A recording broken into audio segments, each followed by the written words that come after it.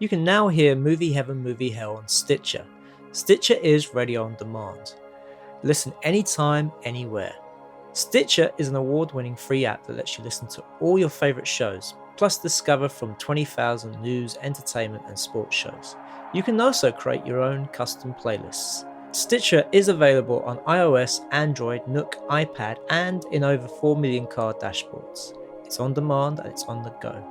No downloading, no syncing, no wasted memory. You can stream your favourite podcasts from Stitcher. Don't have Stitcher?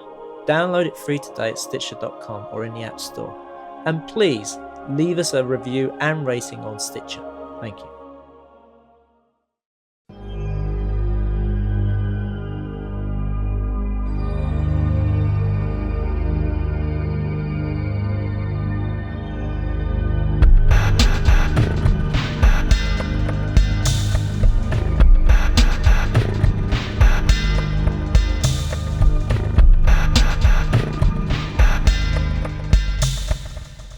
Welcome to Movie Heaven, Movie Hell, and this is our Michael Mann podcast extra with me, Simon Aitken, and I'm Keith Eyles. And joining us tonight is Chris Rogers, who is I'd say a fan of the film Miami Vice. And you'd be right to so say. Hello, Simon. Hello, Keith. Good to be here. Welcome, Chris. Good to have you on board. Thank you. Well, we've got Chris here because if you remember from our podcast about Michael Mann, we talked about how we were going to do a Michael Mann podcast with Rob and Clive, which didn't happen due to the fact that they decided to go in a different direction with their podcast. But Chris was also going to be one of the contributors to that podcast. And we thought it'd be a great idea to bring him on and talk about a film where it's that divides a lot of people. There's a lot of people who either love this film or hate this film. Absolutely. Before we delve into the film, though, can we just talk a little bit about the TV show? Yeah. Reason being, in preparation for this podcast, I not only revisited the Miami Vice film by Michael Mann, but I did actually revisit a couple of episodes from the television series, namely the pilot episode, also known as Brothers Keeper, and a two-part episode called The Golden Triangle. And what surprised me about rewatching these, because obviously I remember Miami Vice slightly from my adolescence and was very aware of it, but certainly didn't watch loads of it or see every episode or anything like that. And what actually struck me with rewatching that classic show from 1984 was, even though it's dated in terms of, the fashions and the hairstyles and some of the music and whatever, I actually found on many other levels, in terms of production value, storytelling, acting, and things of that nature, it actually stood up quite well even today. And I think when we look at sort of every decade, like sort of dating back to the 60s, you have sort of breakthrough, groundbreaking, revolutionary television, episodic or TV drama, sort of starting with Star Trek back in the 60s. I think certainly in the 80s, Miami Vice would fall into that. And I just wondered what your impressions were on that. It's been a while since I've seen any of the series, although I did see pretty much every episode. And it would be an interesting one to revisit. I think certainly my impression is that I'm interested to hear what you say, Keith, about aspects of it having dated. I'm seeing it, talking sight unseen in as much as I haven't revisited them, but I would be surprised if some of the visuals have dated as much, because, and it kind of depends which episode you're talking about. The ones you cite, I think, are more in the earlier series. Certainly, there was a massive change in direction where it quite literally got darker from the fourth season. When I remember at the time, it was a very strange shift where it almost became a black and white film in terms of the really ultra high contrast monochrome palette that they used. So I think that's an interesting point. I think, although I did watch it religiously, I think I was probably slightly too young to appreciate some of the the points you're talking about in terms of the plot, the acting, and so on. I watched it. Bear in mind, this was kind of at the same time as the 18 was out and all that kind of much more populist popcorn stuff. I watched it mostly in vain each week for some kind of exciting shootout. And actually, the fact that it was in vain kind of proves the point, because it wasn't that kind of show. And I think, much as I liked it and much as I stuck with it and kept a number of the episodes for a long time, it wasn't that kind of show. It was never that kind of show. And that's why I thought, personally, that those that turned up to the film expecting something similar were kind of kidding themselves, because I didn't think it was going to be like that, and it wasn't 20 years on. No, absolutely. What about you, Simon? Do you have any memory of Miami Vice? I remember it being on, and I remember the sort of the opening credits, but I never did get a chance to watch it. And unfortunately, I did try and watch the pilot of this, and I just couldn't find a copy or find it streaming somewhere. So I had to, give it a miss. But I know enough about the characters and sort of the situations that they did. I know they even had Phil Collins on it once. They did. Yes. I think that was part of, and again, that's why I go back to this idea of the visuals, and I'm sure we'll talk about that in terms of the film in more detail in a sec. But I think one thing I did respond to very strongly at the time, even though perhaps my own experience and knowledge and appreciation of film and TV generally was still developing, it had such a strong visual sense to it, regardless of which period of the series is run you're talking about, and that really, really did stay with me. I mean, again, we probably shouldn't talk too much about it in terms of where we're going with this broadcast, but it had a very particular style to it, not just this conjunction of architecture and film and fashion, music as well. I mean, not visual, obviously, but that was obviously a massive part of it. But even things like the shot composition and the timings, the editing, things like that. I think it would be very interesting to do a separate side piece on that, and pick off 2 or 3 episodes, because they are very strong, some of them. One of the things I certainly picked up from it, which has been used subsequently in many, many, many series, is it may not have originated, but it certainly popularized the idea of what we've now called a cold open, where you have a whole pre-credit sequence.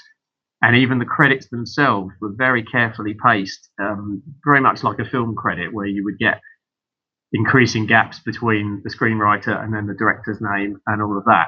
And that I was very conscious of that. And I think that's something that it very much sort of blazed the path with. Yeah, no, absolutely. I mean, I think it was a show, on reflection, looking at it, that was very much ahead of its time and did a lot of things with television drama that we sort of take for granted today. But things like not having an epilogue as such, having those sort of cold endings that just go to a black screen with executive producer Michael Mann. Absolutely, I think, and that was the sensibility that Mann picked up on for the film, in my view, because interestingly, and Simon was absolutely right to say that it does seem to be a film that divides opinions. Again, I'm probably slightly biased in as much as I loved it from the minute I first saw it and always have done. And to me, it only gets better and better every time I see it. But I think one of the things that people didn't get, leaving aside any perceived or expected links to the series, was what I think the Radio Times, to pick one at random, but that's a popular source of information for films, still says it's unforgivable for the lack of ending. And I think, sorry, you're missing the point. That is no, absolutely. Well, let's move on to the film now. It's interesting how the film, the beginning, just drops us in it, and it literally, you're there, you're in a nightclub, and you meet these guys on the job, but you've not had anything else up to this point. You are literally dropped into their world, and they're in the middle of a job. Now, do you think that might be a little bit of a throwback to the TV series, that they starting on another case that then leads, and then which is completely dropped for the rest of the story? I think for me it's difficult to answer that specifically, in the sense that, again, my memories of the series are relatively dim now, apart from half a dozen episodes. I think it's certainly something, as I mentioned earlier, around the TV series. Each episode was structured very similarly with this pre-credit sequence, some of which did relate to what you're about to see, but often, as you rightly say, it didn't. So I think yes, and I think we'll probably get onto the director's cut, so-called, in due course. But I think one of the obvious differences between the director's cut and the theatrical cut is it addresses that, and I say addresses it only in the sense that some people think it's a problem. I don't. By giving you 6 or 7 minutes of backstory as to why they're there. Yes, right. Along with credits. Indeed. Personally, I felt that the theatrical release, which again, and it's interesting that people seem to seize on both the beginning, the very last shot and the very first shot as the weakest elements. I think absolutely they're the strongest part of the film, because one of my whole points about why I think this film is so good is that it is a complete slice taken out of Crockett and Tubbs' life for the 3 or 4 days that it takes place, or a bit longer than that. You don't need to know what happened to them before. You don't need to know what happened to them afterwards. And I think one of the reasons why I think this film is so, I hesitate to use the word profound because that's probably pushing it a little bit, but in the context of a relatively popular, contemporary crime thriller, I think it does what everyone talked about 20 years ago when Speed came out. Okay, it's an action film first and foremost, but a huge deal was made of the fact that in Speed you get no backstory of Keanu Reeves' character at all. You don't know what happens to him before. You don't know what happens to him afterwards. He hasn't got a divorced wife. He hasn't got a little puppy. Any of that, and that was taken as a big deal at the time. Cinema didn't really go in that direction generally, but with the Miami Vice film, it does go in that direction, and I think it works hugely because, as you say, Simon, you're dropped right into their world at that particular time in that famous line, it's 11:47 o'clock or whatever it is that he says out on the roof. It's the hand you've been dealt, and that's the hand you're going to play for the next 2 hours. Yeah. No, absolutely. I mean, I think one of the reasons, and I think this is the reason some people were perhaps surprised, whether it be pleasantly or not, with this film when it came out in 2006, was, obviously the title, the name Miami Vice, comes with a certain amount of baggage because of the popularity of the TV show. And I think, what Michael Mann did with this, in my opinion, which was a good thing, was he basically essentially reimagined Miami Vice. So in other words, it was a complete, the slate was clean, and yes, it dealt with similar themes. You obviously had certain iconography such as speedboats and fast cars and sunglasses and suits and automatic weapons and stuff like that, but it did reimagine it. And I mean, it didn't reimagine it to the degree that a lot of things have done, where they've actually sort of changed the gender and ethnicity of characters. They kind of kept that the same, but everything else was a fresh slate and a new approach to it. And I think some people were probably, because a year or two earlier they'd done a spoof of Starsky and Hutch and whatever. I think some people went to the cinema expecting this to be kind of a very winky, self-referencing story, when actually it was a very, very serious and well-crafted crime thriller. Well, in my opinion, I mean, I came out of Collateral and I loved that, and the thought that they were going to use the same techniques for this film, I was really up for it. And I think, I mean, I've gone back and I watched it again, and I'm still not a big fan of it. I think one of the problems for me is that you, apart from the fact that you don't really get to know these guys that well, but I was getting into the story, and then suddenly Sonny Crockett goes off on a boat with Ling Gong's character called Isabella, and they go off and have like a little romance and stuff. And it was just like, up to this point, it was really tense. It was really about just trying to find out who this leak was and doing this, trying to do this drugs bust. And then suddenly they go off and have a date, and that's like a good 20 minutes or so of the story. And it just took me out of it, and it took me a while then to get back into the story once they returned to the situation. And that was just like, that for me was just, it was horrible, because I then sort of, I lost my interest in it, really. So once we get, I mean, I had no problems with the ending. I thought it was, it kind of, it worked, but I think up to that point they kind of had lost me again. That's really interesting, Simon. I had a very different reaction, and at the time, and again, I think it's always helpful to go back to your first memories of these films, particularly if you see them, on release. And we're talking almost 10 years ago now, which is interesting in itself. Scary, isn't it? I know. I use the word interesting. I do mean scary, obviously. Yeah. And I think for me, I had a very different reaction for two reasons. Firstly, and this is the one that's grown since in all subsequent viewings, which is that for me, it didn't do that. It just, in terms of the story, regardless of its connections to the series and its history, it didn't do that for me. It was something that grew organically out of the plot, both in terms of their story, but also in terms of what I think Mann was trying to look at. I mean, there's a really good quote from him at the time it came out, that he looks at Miami as the northern tip of South America rather than the southern tip of North America. And I thought that was really bang on. And obviously he develops that in terms of the overall narco trafficking story. So for me, that scene serves both for the two characters of Isabella and Crockett to advance their story, and also to act as a kind of a moment between these two parts of the Americas, between the two worlds that they represent.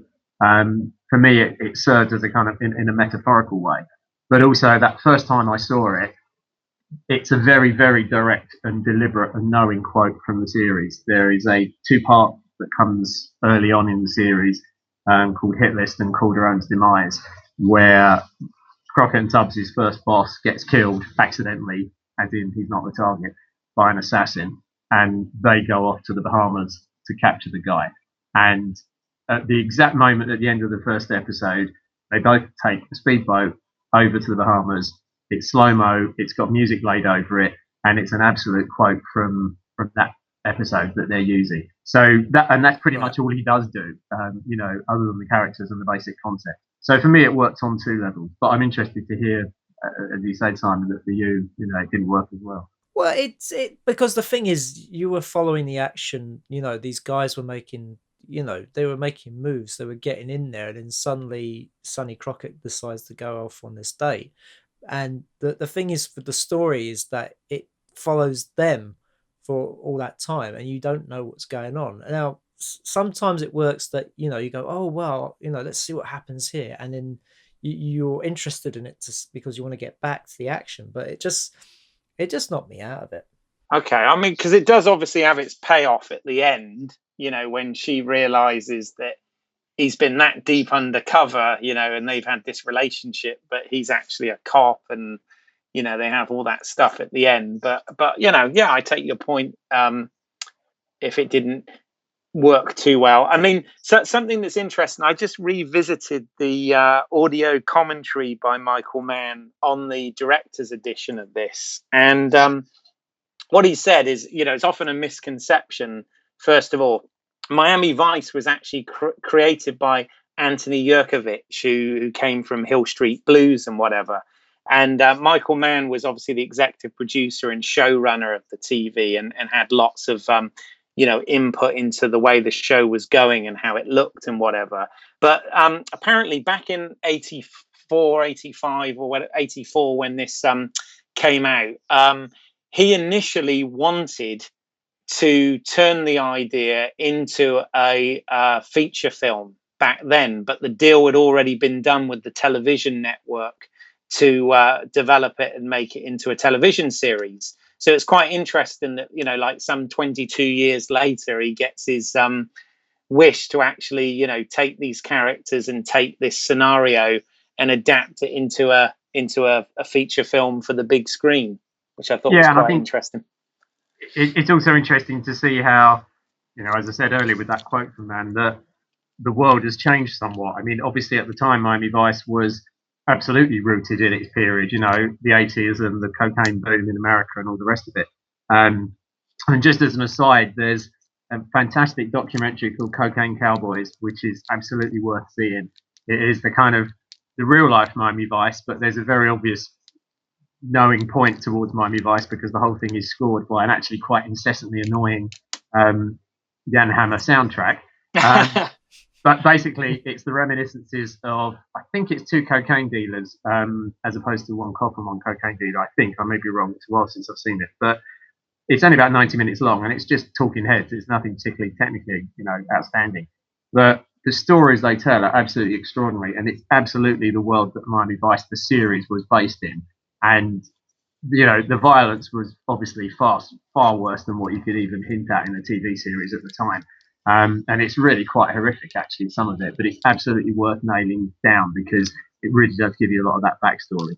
But so, yeah, it would have been interesting to see what it would have looked like. I rather suspect, and again, this takes me on to, I suspect Simon might not like this, but it takes me on to, one of my reasons why I like it so much, the feature film, is that had it been made in the 80s, I think even with Mann behind it, if you think back to his work then, the feature film work, it was far more stylish and arguably sometimes stylized. Not necessarily a bad thing because, some people like to keep, an awful lot of people, myself included, love Manhunter. It would have been a very different film from the one that we're talking about. And not necessarily, I think, a better one. Aesthetics, plotting, acting, things have changed hugely in 20 years.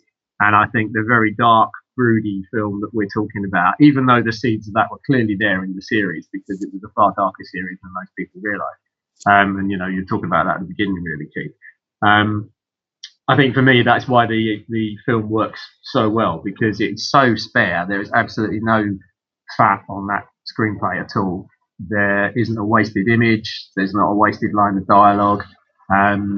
It's a whole nother conversation around what the quotes, realistic quotes, look like in that kind of genre. But insofar as we can guess what it might look like, to me, it looks like Miami Vice the film. Now, I was reading, and there was a bit that was about how Jamie Foxx suggested to Michael Mann that he should go back and, look at Miami Vice and think about doing it as a film, which I think is kind of ironic because from what I heard, the one person who was a big pain in the ass on that film set was Jamie Foxx. Yeah, well, he won an Oscar, didn't he? So, but yeah, apparently he mentioned it on the rap party of Ali, and yes, suggested it to Michael Mann. But apparently, yeah, I mean, if what you read is true, and I've read the same things, between this and that conversation, he obviously won an Academy Award for Ray. And he suddenly made a lot more demands and wanted private jets and more money and all this sort of thing. And interestingly enough, in the UK release always had Colin Farrell's name first and then Jamie Foxx, whereas the US advertising for this have always put Jamie Foxx first and Colin Farrell second, which I think is interesting. But yeah, I've read those stories as well about him being a bit of a prima donna and quite a pain in the ass. But having said that, everything I've heard, obviously the commentary Michael Mann recorded for the director's edition that he released was obviously after the film, and he had nothing but great things to say about working with Jamie Foxx, for several times. So who knows if those stories are true? I don't know. It's interesting though, because I mean, we haven't talked about performances. Maybe this is a good time to start because I think of the two, I was always, and again, I go back to my first memories of it to try and kind of capture how I first felt. But to me, Colin Farrell gave by far the best performance there. And I hadn't actually, to be fair, seen a lot of his work at the time. I've seen him in a number of things since, but I still think that's his best work because Jamie Foxx never really particularly caught my attention in the series, even though to a degree they have equal time and equal story, but not really because, as Simon was rightly saying, the real thrust of it is obviously with Crockett and Isabella. But and maybe that's why one of the tension was on him. But I thought he was terrific in this. I think he's so kind of, it's hard to describe. He's not Don Johnson clearly, and he was not supposed to be. although you can see a little bit of that in it. But he's intense, but he's laid back. It's a bit like Isabella's description of him when she's talking to Louis Tossard's character. You know, he's very professional. He's very calm. He's very controlled. He knows what he wants. And I just think he knows it. I think it's a terrific performance. Yeah, with quite the mullet as well. Yeah, I know, but that's never really bothered me, to be honest. But I know some people did mention it, yes. I think it's quite cool, actually, but I'm very jealous of Colin Farrell, but there you go.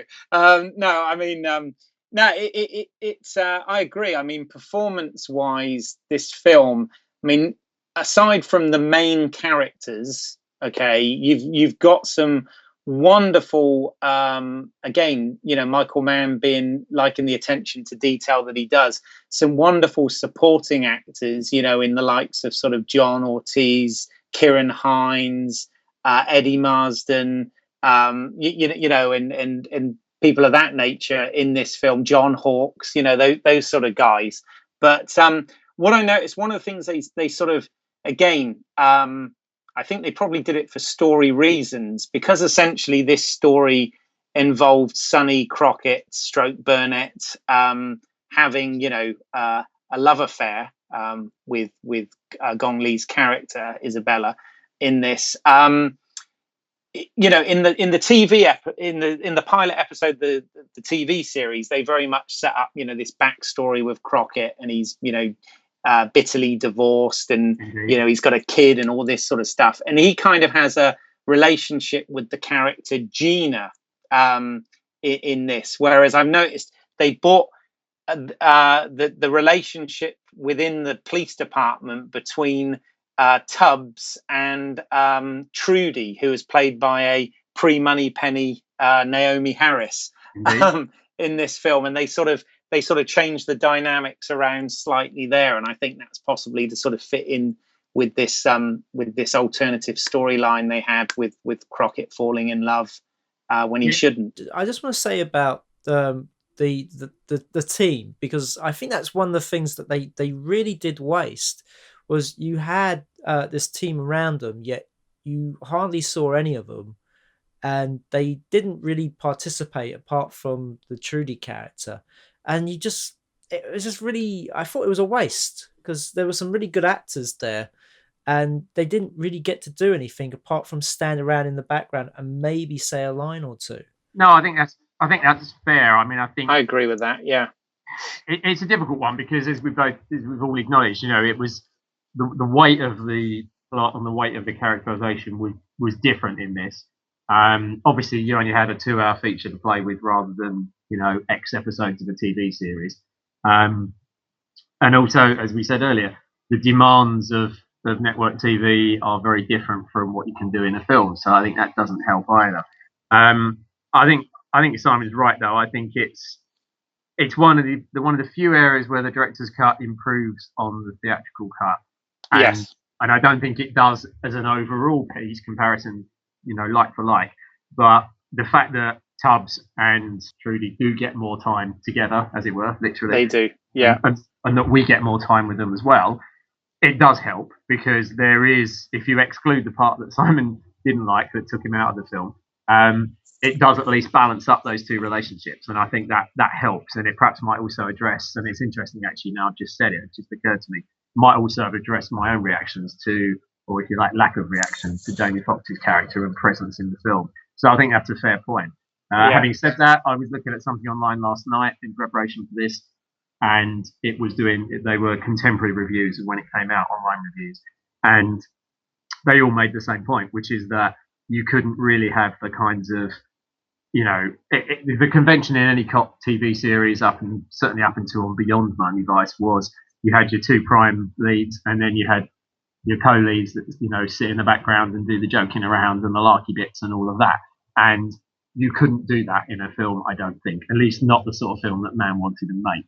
But I do take the point, Simon, and I certainly wouldn't disagree with you there. Yeah, I mean, Switek and Zito are very underused in the film. Even in the extended cut, they don't get a lot more, nor does Gina particularly. And obviously Lieutenant Castile's got, you know, he sort of has a bit to do in this film, but again, not massively. No, and I think that's another point. We've forgotten about that entirely, actually, in fairness, because people forget that Edward James Olmos wasn't in the original series of Miami Vice. He was only brought in at the end of, I think, the first season, when, as I say, their first boss, played by Gregory Sierra, was killed. That was Lou Rodriguez, wasn't it? Yeah, Captain Lou Rodriguez. Yeah, and he gets replaced, doesn't he? Sort of halfway through or something. And that kind of transformed the series in many ways, because you got this highly unusual thing where the boss, instead of being the grumpy guy that, sends them out on their job every week, as it would have been 10 years before in 1975, becomes absolutely an integral part of the series, to the extent that he gets a couple of episodes pretty much to himself. I mean, one of the things of, I as I said, I've just rewatched it, and I really I liked the film at the time when it came out, and obviously I went ahead and bought the extended edition and etc. when that came out, and a big fan of it. The only thing, if I had to criticize it at all, I would say, obviously Michael Mann being very serious and taking everything very seriously.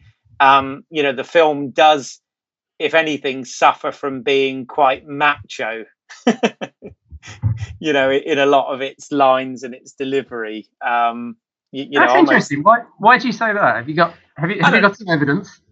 No, I just some of it just kind of made me chuckle to myself while I was watching it, and it was just some of the stuff, where they go and visit John Ortiz's character, Jose Hierro. That initial meeting in the basement nightclub, you're thinking? Yeah. It just, as I said, I don't think it's bad in any way. All I'm saying is it did make me chuckle slightly as to, how sort of macho it was. But then, it's serious, so it should be. So I think you would. Some people might argue that, as was argued and is repeatedly argued, although I slightly disagree, or more so now than I used to even. Vaguely equivalent scene in Heat when Vincent Hanna tries to scare the guy in the chop shop, and you're supposed to get that he is in character as a slightly over the top, out of control cop, and although they've wound that down, thankfully, for Miami Vice, you could make the argument that performance was a performance. Hierro is a fairly unsophisticated guy, and he responds to that kind of stuff. He thinks he's a bit of a hard man himself. I mean, he clearly is, but in a different way. So I think that's an interesting point. I mean, interesting though. Conversely, I think one of the things I like about the film again which is kind of the flip side of that. And I know you're only picking out on a couple of points, but it is. Pretty much everything from the dialogue, but certainly to the gunplay and the shootouts. It's so minimalistic and kind of no nonsense. It's quite remarkable. It's almost, if you can underplay a massive gunfight, Michael Mann underplays the massive gunfight at the end of Miami Vice, because brilliant though the Heat shootout is, and it's still absolutely one that everyone measures it against. Even that, as Heat was as a film, is very slightly operatic and slightly not over the top, but it's almost larger than life, although it's still quite controlled. But in Miami Vice, I've always said it's the kind of inversion of the Heat gunfight, because it takes place at night. The whole structure of it is different, and it is so kind of underdone that it's quite scary, actually. Well, it's as scary as the Heat one, but in a different way. Yeah, it's spot on, actually, because again, I'm very jealous of the actors in this, because this must have been great. They underwent, 3 months training and choreographed that scene. Apparently that shootout is done in real, tactical moves, and all the consultants. I mean, again, we talked about this on the Michael Mann podcast, but having friends and colleagues and whatever in the police force, everything that he does like that is absolutely 100% realistic, and the fact that they made it look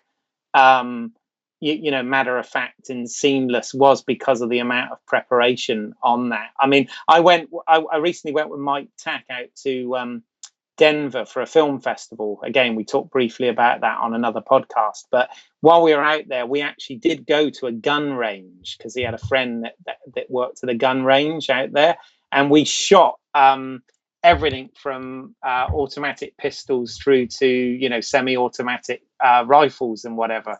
And I have to say, the first time you've got a live gun in your hand, that is scary as hell. I was physically shaking. I was quite freaked out by it as an English dude, that's not around this stuff all the time.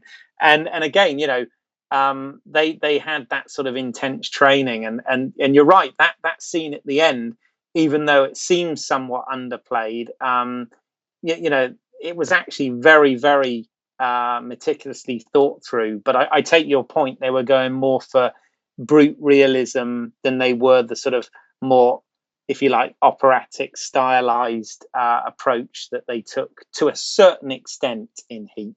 Yeah, and I think also in Heat they were trying to make a story point, which is that the criminals were by far more competent than the majority of the street police. And, it was supposed to be making a point. It was supposed to be making the point that Neil McCauley's crew was tougher than anybody else. In Miami Vice, it's a film about mirrors and about opposites and about surfaces, and it's about, the final point where to use, and I think this is probably one example actually of your point around slightly over macho lines, because I always slightly cringe at this one. But when Jamie Foxx had to say that line about fabricated realities collapsing, it's a little bit cringy, but actually that's the point of that end scene. It's about evening out the scores slightly, but also evening out the degrees of competence and showing that actually they're both quite similarly matched, because, okay, the good guys win in the end, but, it's done in a different way for a different reason.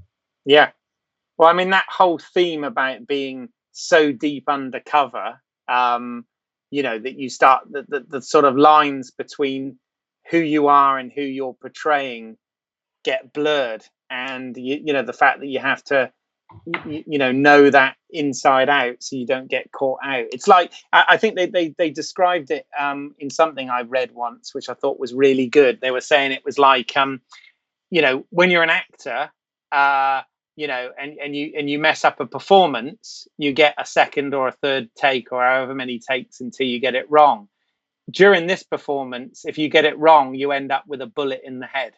Yeah, as you see very spectacularly in that amazing scene where the hidden snipers shoot up the car with the FBI informers in it. Which, oh wow, yeah, absolutely. Yeah, exactly. It's one of the kind of scariest things in the film, actually. But you're right. I think that's a really good point, well made, because again, to me, and full disclosure here, I've written and blogged on this film before relatively recently on a friend's site that we know and love. And, I said there that the whole point is, and you were alluding to this earlier, Keith, that in a Michael Mann film generally, but particularly in this one, and again, it goes to this kind of underplaying nature to it, actions are actions, and they're not descriptions of actions. You don't get, much as we love, I'm sure, Die Hard, and I loved John McTiernan as an action director, particularly at that period when he was working. If you watch Die Hard, again, it's very much of its time. There's a lot of fetishizing of the guns, which is kind of funny, and actually it was making a point because McTiernan is actually a bit of a pacifist. But anyway, if you watch those scenes in Die Hard, there's a lot of flourishing of guns and cocking of guns ostentatiously and all of that kind of stuff. That fits very well with the tone of the film. You don't get that in Miami Vice at all. The guns are just tools. They just happen to be guns. They could just as easily be, power drills or whatever it might be. And it's interesting. It's one of the few things that people did pick up on when it was released, that, there is a lot of use of things in the film. They are, driving, as you said at the beginning, they're driving speedboats, they're flying planes, they're using comms gear and guns and so on. But you're kind of almost not conscious of that because it's not done in a kind of flashy, oh, look, I'm now driving a car, I'm now flying a plane kind of way. Yeah, no, absolutely. I mean, that thing in Die Hard, that had all sort of come out of the whole Lethal Weapon, Beretta absolutely. 9mm, trend. I mean, even Bond was using one of those in License to Kill, at the beginning and stuff like that. So yeah, it was kind of about the hardware, whereas this, stripped that away, and it was much more character and plot, and those devices were just a matter of fact. I mean, if anything, the stuff that's nowadays distracting is actually the technology, simply because it looks dated from when you look at the cell phones and stuff that they were using and the computers. But the guns, like you said, they play a massive part in this, but they aren't too focused. They're sort of just there as tools. Absolutely, it's a good term. I like that. But then the bit when they, go off to Cuba in the speedboat, and he's like, "Oh, we can drive really fast in this." Yeah, true. But then I think there are moments when they call to the actual equipment and the vehicles they're using. They do, but I think, again, as we said before, I think that scene is there for a particular reason. As the line to the Moby song says, and it's a very hypnotic kind of presentation of that song and that moment about one of these mornings, it won't be very long, they'll look for me and I'll be gone. And again, it's a moment that Mann's trying to make us share that they've got, and they probably both know. I don't think they're kidding each other. I think they realise that. I think that's one of the lines in the film, isn't it? I think they both say this isn't going to last, and they get that, which is why I think the ending is more powerful than most people expect. Well, what about the song that opens the film with the "Numb" by Linkin Park? Indeed, featuring Jay-Z. And they're talking about fast cars and girls and guns. They are, and I think that for me, I think artistically it's a brilliant open to the film. But I think if you think back to the context in which that's used, you've got the nightclub scene, as you said, where they're trying to turn over the Neptune guy, the pimp. He's at least a pimp, he may be more. It's you could say, I hadn't really thought about it until you said it, but actually thinking about it, that's the kind of world that he's in. If you think of that scene, with the guys pulling up in those crazy sort of white Range Rovers with the swizzy wheels, and the very glam looking women and all the rest of it, it's kind of a bit of a nod to that kind of 80s version of criminality, where it's all about the bling, it's all about the flash. So I think if one was going to take that line, I would say that's probably what he was aiming at. Now, why does this team need all the sort of fast cars and fast boats and stuff? Because they are very well equipped. I mean, you see them driving around in Ferraris, and you don't ever see them not in a flash vehicle. Well, the original intention, of course, in the series, and they did make a huge deal out of it. Well, I say the press coverage made a huge deal out of it. I think it'd be interesting to get Keith's view if you just watched the pilot. But it's the original idea of it was that this was all confiscated equipment, and they were using it to maintain their cover. And obviously, there's a tie in there with the film, because there's lots of lines of dialogue there about, again, the fabricated identities, the layers of false IDs, which obviously get blown to a degree. At least Yarrow blows them. It's just that nobody actually believes him, which is kind of ironic, of course. He may be the daft guy, but actually he's the one guy that sees through them all. And what does he get? He gets scattered all over the walls of a container. By a grenade launcher. Yes, indeed, nice. Beautifully. It had me cheering in the cinema, I have to say. Because going back to our bit about the acting again, you mentioned it, Keith, but John Ortiz's role, that's why I was so annoyed that he was so criminally underused in Black Hat. Apart from the fact he's almost unrecognisable in Black Hat. But he did such a fantastic performance in that. It was only years later I realised that he is the unfortunate guy who gets wasted at the beginning of Carlito's Way, in the scene in the pool hall. For those of you that have seen the film, right, yes, right. He's the one who is ill-advisedly advised to reach into the cooler at the bottom to get the beer can out.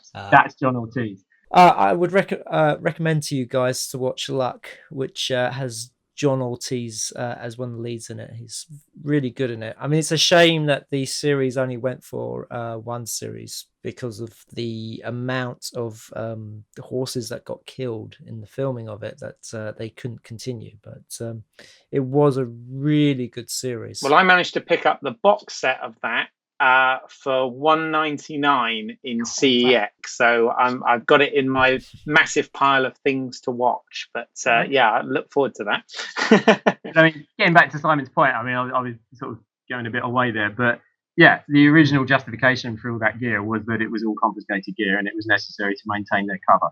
You don't get that at all in the film. I accept that entirely. And interestingly, you could argue again, it goes back to that first scene. It doesn't actually matter because they're not dealing with coke dealers and coke. Well, they are dealing with coke dealers and coke smugglers, but actually, primarily, they're dealing with arms runners and neo-Nazis and all the rest of it. So, you know, you don't really get that. So I think actually that's a really interesting point. You know, you do have that scene of I think it's Crockett driving the car with the little flick gear control and all of that stuff. Yeah, very cool. It is very cool, and it is their little moment of that, you know. It's the one little wink, if there is one, I suppose, isn't it? Yeah, I think that's well put. I think there are, you know, little winks within the film, but I mean, he always made it clear he didn't want to make, as you said earlier, a 20 years on a film version of what the TV series was. And personally, I think that's absolutely right. I think it was the right call. Well, one of the smart moves I think he made as well, although some people have criticised it for this, but the fact that they never had sort of reorchestrated versions of the theme or Crockett's theme or any of those Jan Hammer songs that sort of revolutionised the original series. They kind of, you know, went with a more subtle score by John Murphy and kind of moved away from that, which I think worked for it.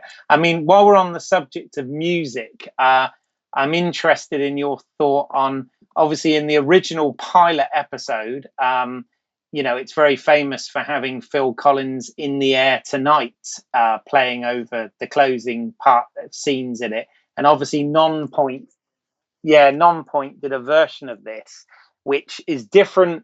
On the theatrical version, it's used for the end credits, but in the director's edition, it's actually used in the shootout scene to replace some of the score. And I just wondered whether you think that's an improvement or not, or what your thoughts are on that. Obviously, that's a big wink back to the series in many respects. It is, and I was reading this thing last night which suggested that the director's cut version, with having it on that over that shootout, was a kind of, and again, as an aside, again, it's probably not useful to use the term director's cut, which is why the version that I've got when I got it in America, I just happened to be there. Don't worry, I didn't go there specially. I'm not that much of a fan. It's called the unrated cut, which is quite an interesting point. I think it was probably a nod. It would have been a nod too far if it had reached the theatrical version. When I watched it, I think it destroyed that gunfight, because the whole point was, as with the gunfight in Heat, and one of the points that no one seems to mention about the gunfight in Heat is it's a 9-minute sequence, that whole robbery sequence, from the first moment where they walk in the bank to when the last shot gets fired. That's a huge long sequence, and about half of it is the bank robbery and the lead up to the gunfight. All of that is scored by the Alec Goldenthal score. At the very moment that Val Kilmer shoots the first round, the score stops, and the rest of it is just silent. It's just the sound effects. He does the same thing in Miami Vice. And interestingly, I'm making too many asides, sorry, but interestingly, in relation to the Heat scene, Peter Yates does the exact same thing in Bullet. If you watch the car chase in Bullet, it's about the same length. He does exactly the same thing. The prowling around the streets is all scored. At the very moment where Steve McQueen falls the accelerator, the score stops, and all you get is the sound effects. And I've always wanted to ask Michael Mann if he was influenced by that. But taking it back to your question, I think it ruins the gunfight completely. It was much better left as a very subtle nod for those that stay behind to watch the credits. And it fits much better there. Yeah. Well, I haven't seen the extended cut, but it does sound like a rather bad idea, because the gunfight works rather well, just being the sound of the gunfire and less so about sort of, you know, music playing on top. I mean, it kind of reminds me a bit of that shootout in Face Off, when the kids got the headphones on and listening to it's Once Upon a Star or Over the Rainbow, right? And so, you know, but it's that sort of level of artificiality that is put on top, which sometimes a gunfight doesn't need.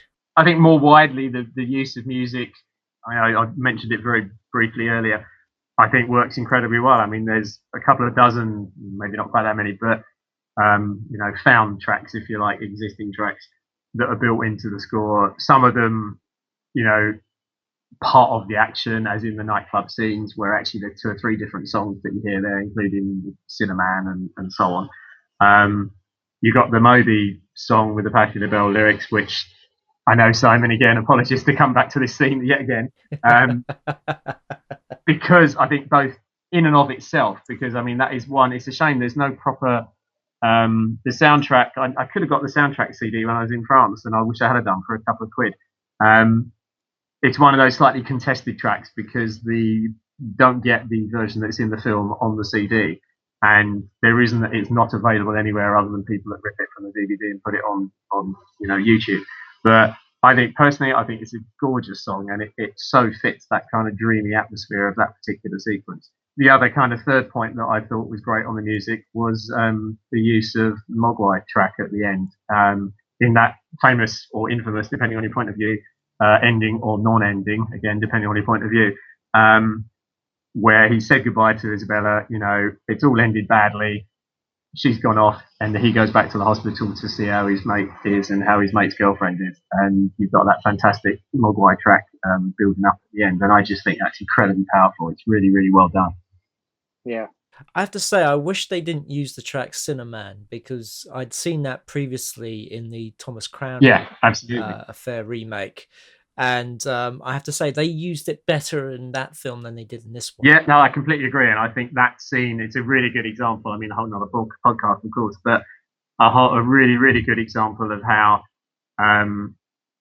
you know, music can be used in a very particular way to underscore a particular scene. And I completely agree with you. I think that was, when I first saw that, I thought that was a brilliant use of that track in a brilliant sequence in actually a not half bad remake. If you accept the principle that almost every remake is almost a complete waste of time, nevertheless, it's actually a lot better than most people expected. And interestingly, it's also a John McTiernan film again.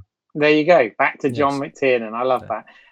No, the other thing I think we should mention as well on Miami Vice before we sort of close on this or whatever is want to talk a little bit about the photography in this film, because this is where following the sort of success he'd had in Collateral with using some of the digital formats and using obviously the same director of photography, this was where digital was extensively used in this film. And I've heard various opinions on whether they liked the photography or not, and I just wonder what you guys thought about that. Yeah, just from my sort of cinematographer's eye, I really loved it. I mean, I wish they used lights a bit more in some places. I mean, that shot where Sonny Crockett turns up at the police station, and you've got the lightning in the background. I mean, it's wonderful that they caught that. I mean, there's some great instances where they catch weather happening in the background. Absolutely. And it's totally natural. But you just sometimes wish it was a bit more light on it. You can, in those dark shots, you can really see the digital noise, which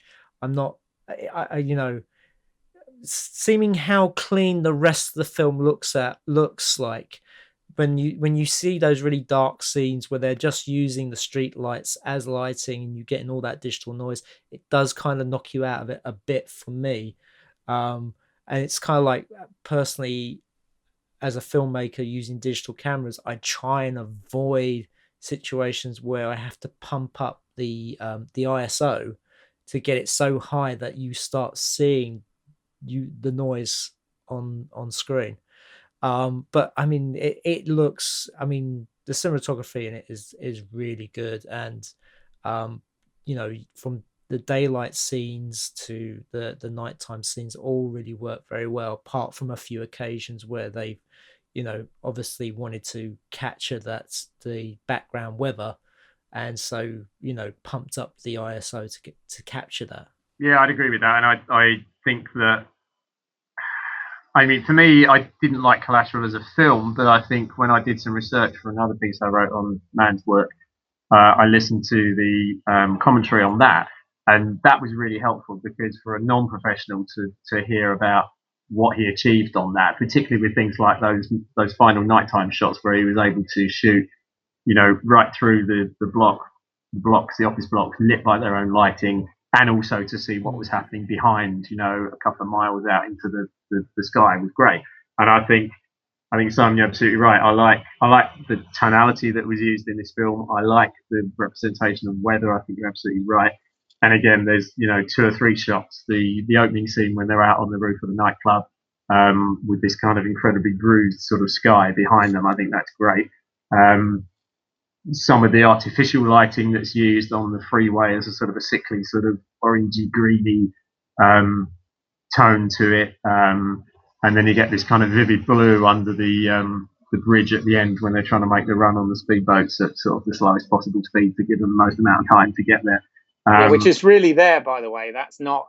That's actually how that's lit. Well, it's like the famous tunnel in LA with the green lighting through it that you see in every single film from Terminator.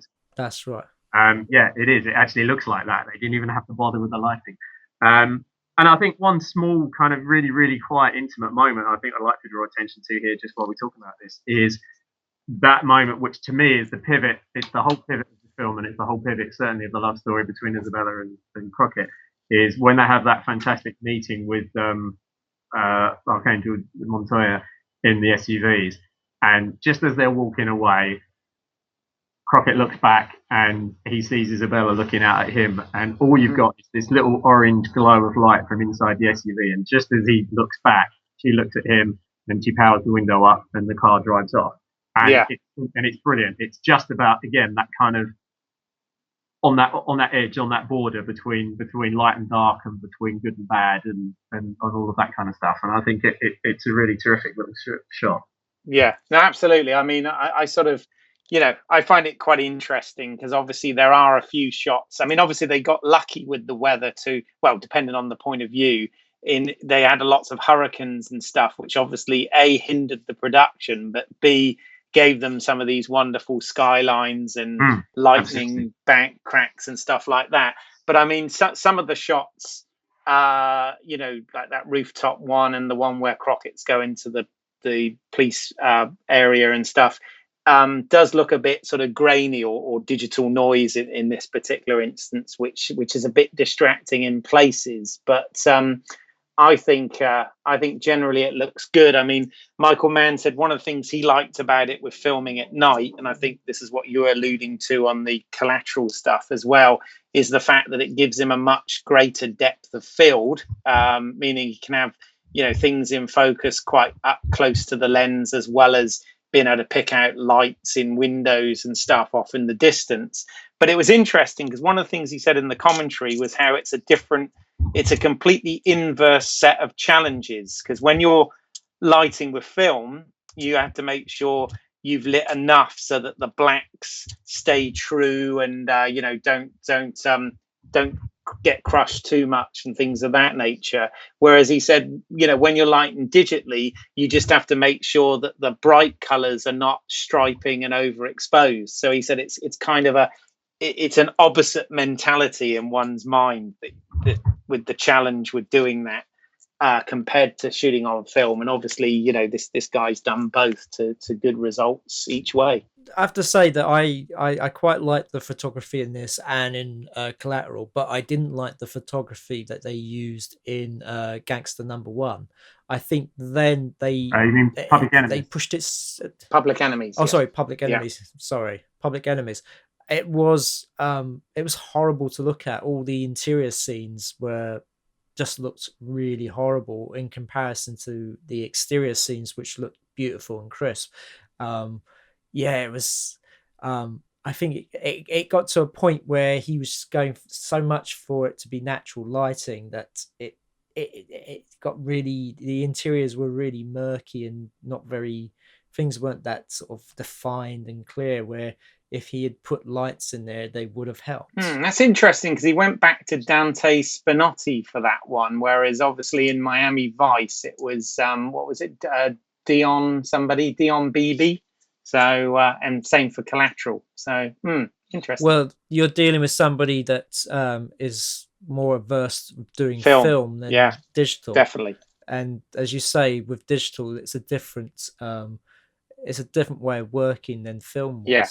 Because film, you had to sort of make sure that, you know, all parts of the frame was, you know, exposed. Being exposed. Yeah. Thank you.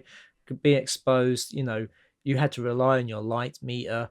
You couldn't see what the end result was through the camera. You would have to wait until. So it's a different way of working. Yeah, hence why Manhunter looks so great. So yeah, that's a whole nother podcast. It is. Okay, cool. So any sort of final comments anyone wants to make on this before? Just to say that I think personally, again, I've always liked the film. I think it was terrific at the time. I think it's actually outstanding now. I think it's, depending on how you quite want to genre place it, you know, I suggested earlier contemporary crime thriller, which is about the best I can do. I think it's outstanding. I think it's easily one of the best films of its type in the last 20, 30 years. It's just terrific. I think that's why it was such a disappointment that, you know, his subsequent stuff has not reached that level. I know, you know, a lot of people reckon Heat is probably one of his best, and I still like it a lot. And the two make really interesting comparisons. But for me, Miami Vice is the best. It's just utterly real. It's very present. It's just so subdued, but, you know, electrifying as well. Yeah. Well, interesting that it's also a film that stands alone, meaning it is a franchise title. You know, it's one of Universal's, you know, old franchise titles that they always want to try and revisit or reimagine or whatever. But in this case, you know, even though the film did financially well, you know, I'm guessing 9 years on or whatever we are now, you know, there's no signs of a Miami Vice 2, and I actually think that's probably a good thing, because this is a great movie in its own right, and should probably live as a one-off. I don't know. Would you like to see a sequel? Anyone? No, I don't think you can. I was listening to a broadcast last night of China Mieville talking about The City and the City, which is one of my favourite books, and he said, someone asked him exactly that, and he basically said no. He said, because you wouldn't like it anyway, and I didn't really write it with that in mind. And he made a really good point. He said that too many properties are ruined by giving people more of what they think they want. And actually, definitely. And I think that's completely right. It's a double-edged sword often, because often fans want more, but obviously the more you do something, the more you're diluting it, and therefore, you know, sometimes taking away from what was great about it. So that is a very good point. Certainly, but I will put this forward for doing a sequel of Miami Vice, is that they are characters who are still going to be in Miami Vice, still part of the police force, and so there are other cases and, you know, other bad guys out there to take down. So to make a sequel from this, it wouldn't be such a bad thing. It wouldn't actually dilute what this original film was like, because it would just be another case, another adventure, in inverted commas, you know, of these two characters. Like an episodic. Yeah, absolutely. Well, yeah, because at the end of the day, these two characters, they haven't given up, they haven't quit, or they haven't, you know, run off to be bad guys or anything. They, you know, they're still going to be out there doing the job. So see another one of those cases could work really well. But I think if you do make a sequel now or a reboot or whatever, it'd certainly be very different from the film. Yeah. I think that's probably true. Cool. Well, I mean, I often say when we're recording these podcasts, when we're doing certain directors, there's other films and projects I want to talk about, and I say, oh, you know, that's a whole nother podcast. So thank you in this case for letting us have a whole nother podcast. It's been great to talk about this film and focus on its origins and analyze it somewhat. So thank you for that. I had a lot of fun. Absolutely, I enjoyed it. Yes, thank you, Chris, for joining us. Now we're going to finish in our sort of normal manner where we let people know how they can find our work. So, Chris, is there a website or do you have Facebook or Twitter where people can find out about your work? I don't tweet, and I try and keep Facebook personal, although I do plug my own stuff on there from time to time. But yes, I write for a number of outlets, but I also write on my own website, which is www.chrismrogers.net, and you will find quite a lot of film analysis on there. My main thing is architecture, and there's also some quite interesting crossovers between the two. But I've done quite a lot of film writing on that site as well. So by all means, head over and have a look. Yeah, very interesting article on Spectre, the latest James Bond adventure on there, which I enjoyed reading immensely. So and that is definitely another podcast, but thank you. It is indeed. Yes, absolutely. You can find me by going to YouTube and putting in British Eyles, spelled EYLES, and you'll see on there short films that I've made that you can indeed view and share and comment on or whatever. And you can find my work at independentrunnings.com. You can also follow us on Facebook and Twitter. Just go to Movie Heaven, Movie Hell. Also, we're still looking for film suggestions for our New Year's Eve podcast. So we're looking for films we haven't talked about from the previous directors we've spoken to about this series. So, you could pick a Michael Mann film that we haven't spoken about. You could suggest Thief or Last of the Mohicans. I may just go away and do that now, actually. Yeah. And are they, just to be clear on this, are they picking a heaven and a hell for us each to talk about?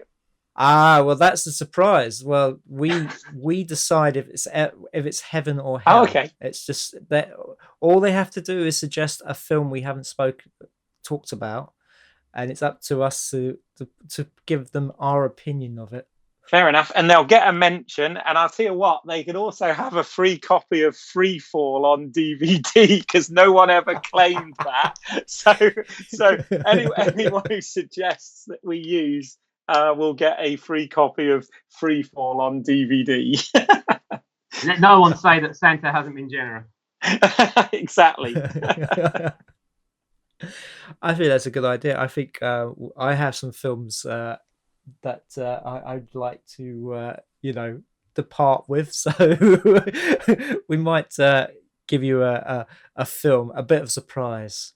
You never know. It might be good. It might be bad. Love it. Brilliant. But thank you again for joining us, and look out for our next podcast coming out next week.